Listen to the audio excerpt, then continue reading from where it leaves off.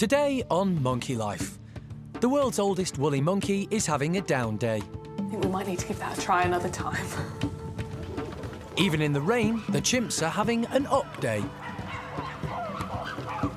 And at the orangutan enclosure, it's a very special day.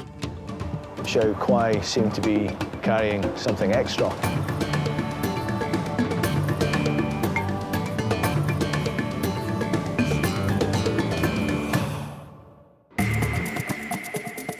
This is Monkey World in Dorset.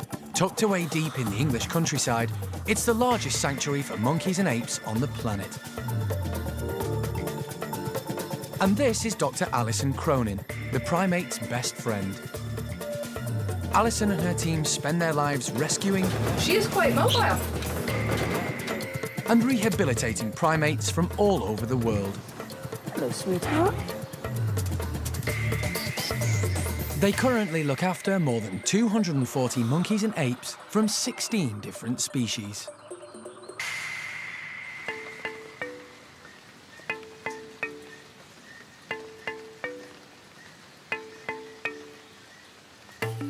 The unusually wet, cool summer has proved a bit of a challenge for some of the primates at the park.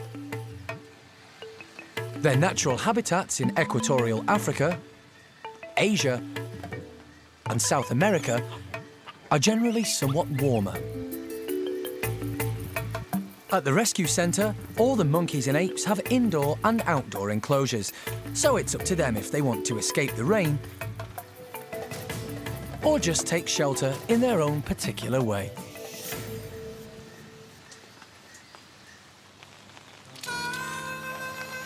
While some of the primates are happy to brave the showers, over at the Woolly Monkey House, elderly woolly Xuzy is showing signs of feeling distinctly under the weather. Sus, come on. She's one of only 2 wild-caught Colombian woolies in the world known to be in captivity, and at 36, believed to be the oldest woolly ever. Recently, the primate care team have been growing concerned about her health. Today, Keeper Holly is hoping to inject a little extra protein into her diet.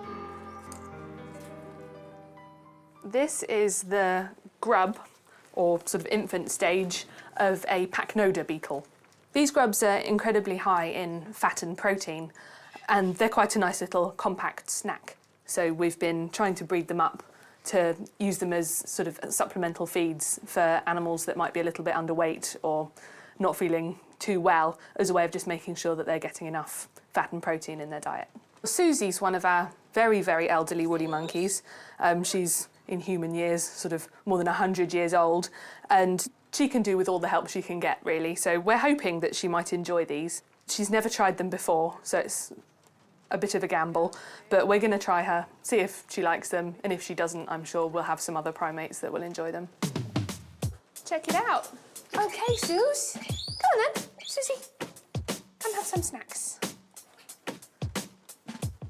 Sus.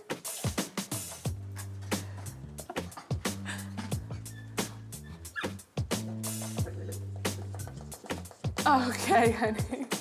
It's all a bit much for poor Xuzy. Sus, come on. Xuzy's definitely having an off day. She's had quite a few recently, and they seem to be following a pattern. Over at the hospital, vet Mike Nathan thinks this may be something to do with her hormones.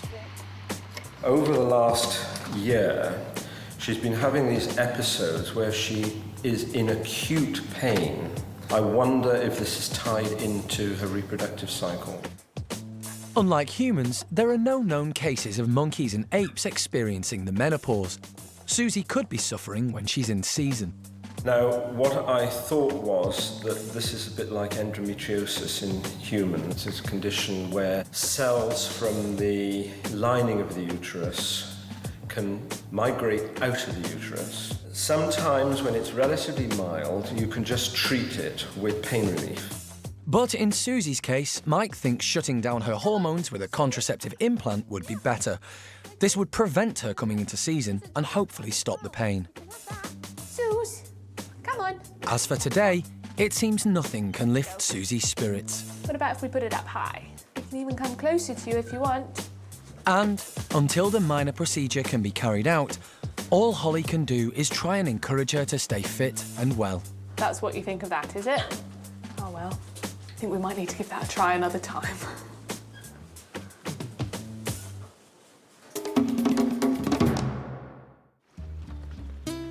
It doesn't matter how old or in what condition the rescued primates are when they arrive at the park. Alison and the team do their best for them. They are extremely pleased with the recent rehabilitation of the 88 capuchins who were rescued from a Chilean laboratory. Hey, you! How do you do it? How do you do it? Oh, I don't want that onion. I don't want that onion. That's smelly. It was the females who suffered most because they were the subject of birth control experiments. And now one of them is giving cause for concern. Hetty appears vastly overweight and has a very flabby stomach. This might be as a result of the 7 pregnancies and 3 caesarean sections she underwent during her life in the Chilean lab. At the hospital, vets Mike and Femke are about to give Hetty a thorough check. Jeremy attempts to lift her out of the box, but she's a little reluctant.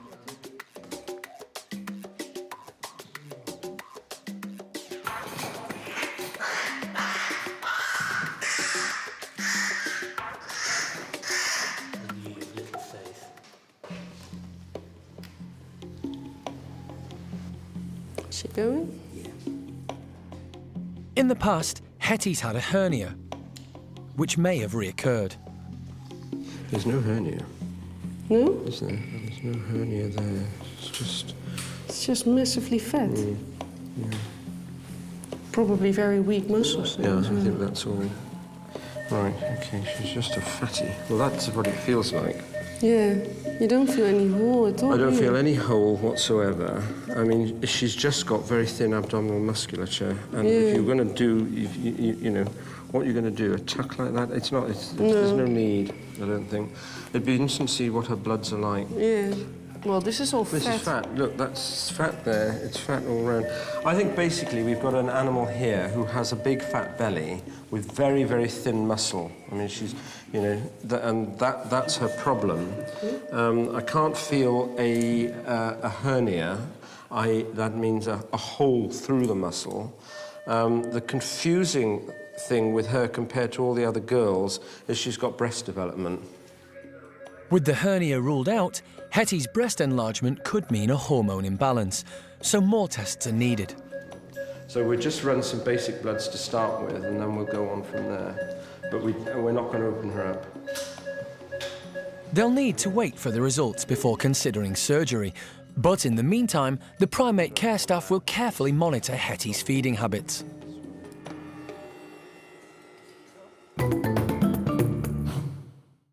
Hello, mister. Good boy. Where's Trudels? Alison and the team are always anxious when any of the park's primates are unwell. But they've been concerned for months about chimp Trudy and her unexplained health problems. They've tried everything to discover what's wrong, including blood tests, muscle biopsies, X-rays, and even an MRI. Massive lesion there. Oh my God. For Alison, the results of the scan were hopeful. Basically, we've ruled out tumors, which is a great relief because there would have been probably nothing we could do about that. It's not a pocket of infection. It is indeed trauma. She's basically got 2 slipped discs. Now, that can be, as many people will understand, a potentially serious issue because a slipped disc can be incredibly painful, and for human beings, it generally is. But, you know, she still is moving gently. That's her own body's way of saying, you've got a bit of an injury in your back, take it easy. So it would seem like Trudy's probably taken a fall, damaged her discs at cervical 2 and 3, and she's got 2 slipped discs, slightly slipped discs at this point. We now have to hope that they don't slip any further and that there isn't any other trauma in that area or anywhere else on her spine that we're not aware of.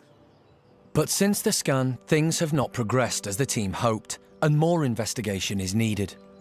She has lost a lot of weight and condition, and despite all our attempts really to build that condition back up, we're not doing too well. We've been giving her lots of extra food items, but really she's not gaining the weight and the condition, so obviously we're concerned that there is a different problem going on there. Our main priorities are to weigh her and also to take some blood so that we can do some different tests and try and get to the bottom of her loss of condition. Trudy's been given a light anaesthetic so vet Mike Nathan can take more blood samples, and the team can take a closer look at the young chimp and examine her limbs thoroughly.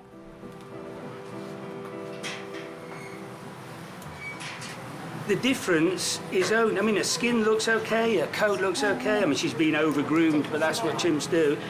To me, the difference is this wasting of her muscles, and as usual, it's the diagnosis that's the problem rather than the treating.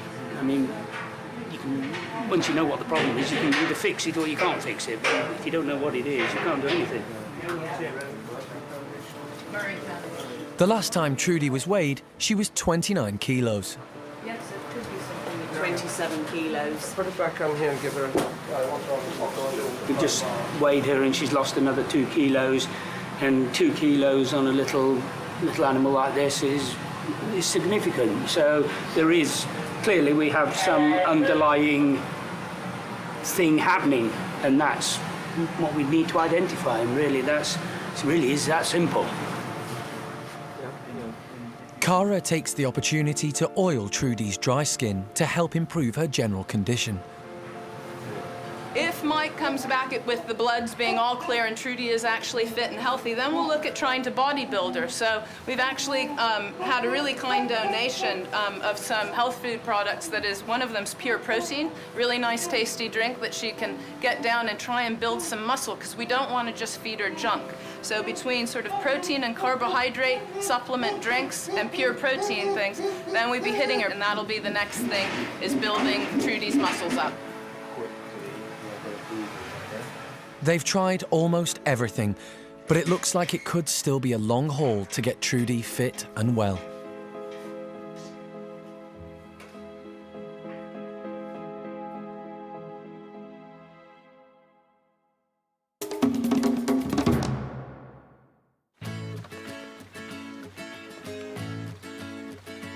The primate care team are all anxious about Trudy's health, and the weather seems to be matching their mood. The rain is back. But it seems nothing can dampen the spirits of the park's fun-loving chimps. Over at the Bachelors, the rain has made the tunnel slippery on the outside, turning it into a great slide. Buxom's practicing his technique, much to the bewilderment of Freddie. The arrival of the food scatter gets Turkish Charlie bouncing for joy. But Paco prefers his lunch without raindrops falling on his head. Across the way in Paddy's group, no one can rain on Lola's parade.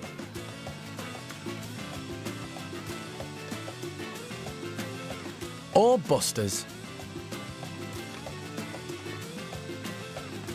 Chatter's got her own way of doing things. Just like humans, chimps' hair contains natural oils which repel water from the skin. But a chimp's skin is much tougher and thicker than ours.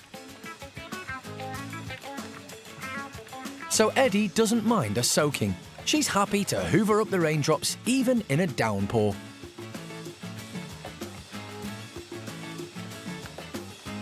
Two-year-old Bart, however, isn't a fan and heads for shelter.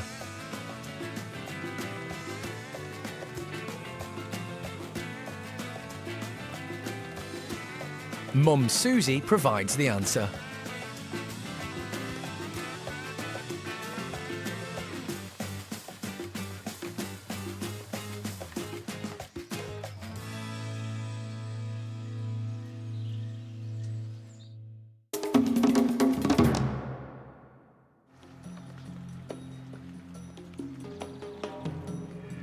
The results of the blood tests are back for one of the park's female capuchins.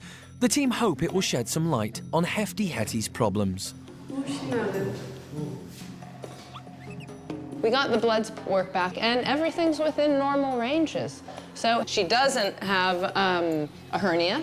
She doesn't have hormonal changes based upon some blood chemistry issue that's causing her to gain weight. She doesn't have a thyroid condition. All of these things we've checked now. So Hetty's got a problem, and that's simply that she's greedy.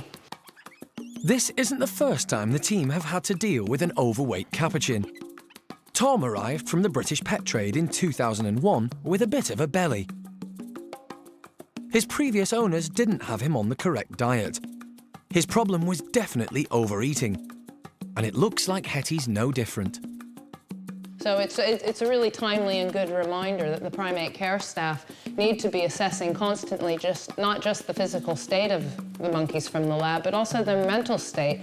And it would appear that actually, indeed, that's Hetty's issue right now. She's quite a dominant individual in the group, so she's getting her choice and pick of the food, and I imagine what's happening is she's going around clearing up every single banana as breakfast, lunch, and dinner get put out. And she looks the way she does simply because she's overeating. The primate care team will have to help Hetty watch her weight. Hetty is going to learn to love her lettuce, as Jim always said, and she'll get separated off during some of the meal times so that she doesn't have access to the really good foods. And, you know, we'll definitely keep her busy and active eating things that are basically low calorie. Get rid of a lot of that carbohydrate and see if we can slim her down a bit.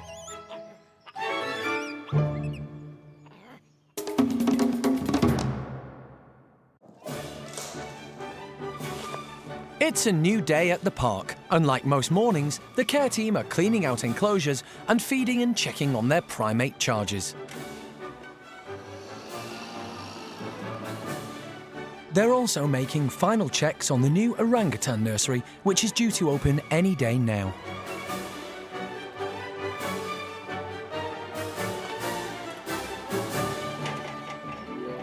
But while Armé and the youngsters are waiting for their new home, on the other side of the enclosure, something's arrived early. It's put Jeremy in a spin and pedalling across the park towards the orangutan pavilion. Alison's been summoned too, and she's the one to announce the news. Hey, you might want to head back up this way to Gordon's enclosure. Gordon is now a dab. Pregnant orangutan Hsiao-Quai has surprised the whole team by giving birth a lot earlier than anyone expected. I just by chance happened to be looking out of the orang nursery window and noticed Hsiao-Quai seemed to be carrying something extra. As it turned out, she's given birth about, a month earlier than we estimated. Now, normally, I say normally, but normally they tend to give birth overnight, and we usually come in and find the baby in the morning. Now, if we'd known she was going to give birth today, we would possibly discuss the options of separating her overnight so that she doesn't get bothered by the other ones during the birth or after the birth. And we'd give her a nice big bed and we'd have lots of drinks and food ready for her. So, slightly inconvenient, but on the whole, very good news. Hsiao-Quai has chosen to give birth in a hammock in the middle of the outdoor orangutan enclosure, about as far away from general view and the keepers as possible. Jeremy and vet nurse Penny are anxious to see if both mum and baby are okay. Hand's really gripping well and in the right place, and yeah. Jeremy's delighted to see all is well. You can see the baby's head, which suggested it was a decent size, but then when arms start waving about, and then you can actually see the hand gripping on, that's all good indication that everything's going according to plan. The new baby is Hsiao-Quai's second, and firstborn Kai is anxious to get a look at his new baby brother or sister. But no one's quite sure what he'll make of the sudden arrival, although Jeremy's convinced they'll bond. Don't mess with my sibling. Right. Back off, woman. Kai seems very protective of his new sibling, shooing away the other member of the group, Xiao Lan. It seems the new baby is a hit with Kai. But the big test is how Dad Gordon will react. Gordon, you're a good boy. He's a clever lad. In the wild, orangutan fathers normally aren't involved in bringing up babies, and in captivity, they have been known to harm their infants. Very often, in my experience, people don't give them a chance. No, all male orangs kill their babies, so don't let them have them in there. Now, male orangs can be all right around newborn babies. We wanted to educate Gordon and Kai on, having a baby in the group, so that hopefully in the future, the boys are okay around babies rather than baby killers. But it looks as if Gordon's going to be a great first-time dad. After displaying gentle curiosity about the baby, still attached to the umbilical cord, he leaves Mum in peace to sort it out.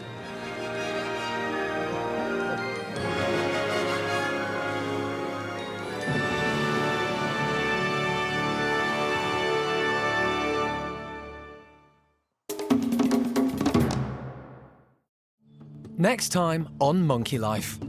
Anxious moments as Hsiao-Quai refuses to take the baby indoors. And we'd rather like it to be inside at this point, but you still don't even know if it's alive. And the orangutan nursery opens at last.